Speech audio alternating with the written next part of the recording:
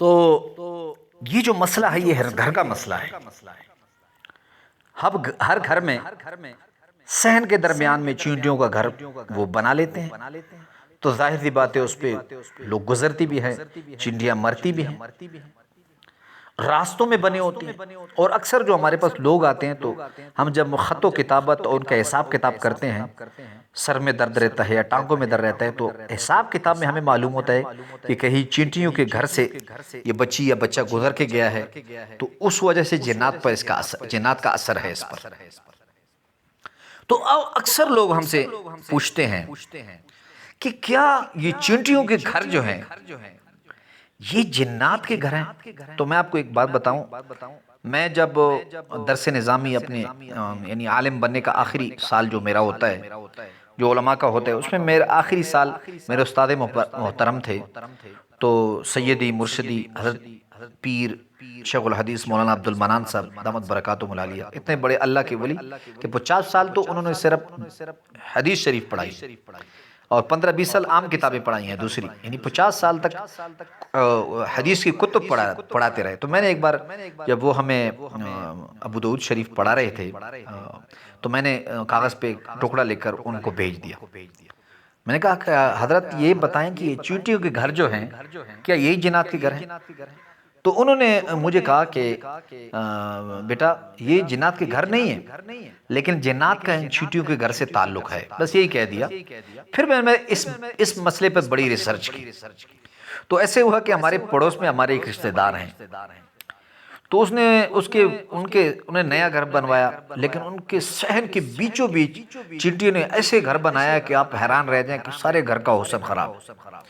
تو اس نے ایک مرتبہ تنگ ہو کر جو مشین ہے پانی کی وہ آن کی اور پانی کا پائپ لے کر اس چینٹیوں کے گھر میں رکھ دیا.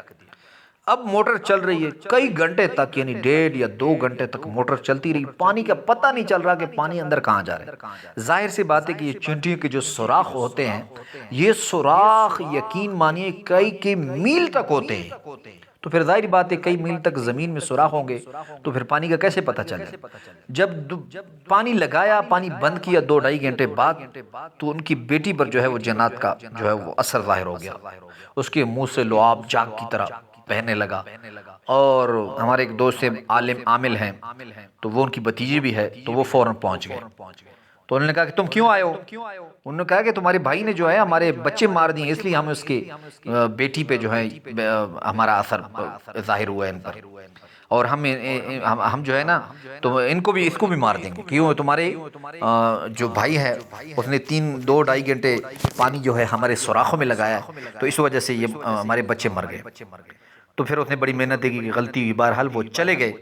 تو تب مجھے اندازہ لگا، 1-2 واقعات ایسی بھی ہوئی کہ جنات جو ہیں وہ ہمیشہ کس جگہ ہوتے ہیں؟ گندگی کی جگہ پر، وہ اندھیروں میں ہوتے ہیں. آپ کو شاید یاد ہو کہ جو بیابان اور جو دور علاقے جہاں انسانی آبادی نہیں ہوتی وہاں یہ جنات اپنا اثر رکھتے ہیں. تو یہ جو چینٹیوں کے گھر ہیں چونکہ یہ بھی گھپ اندھیرا ہوتا ہے نیچے، یہ نیچے کئی میلوں تک یعنی گھپ اندھیرے میں یہ جنات ان کے اپنے گھر نہیں لیکن یہ شوق سے ان چینٹیوں کے گھر میں جاتے ہیں اور وہاں ان کے بچی بھی رہتے ہیں، یہ بھی رہتے ہیں.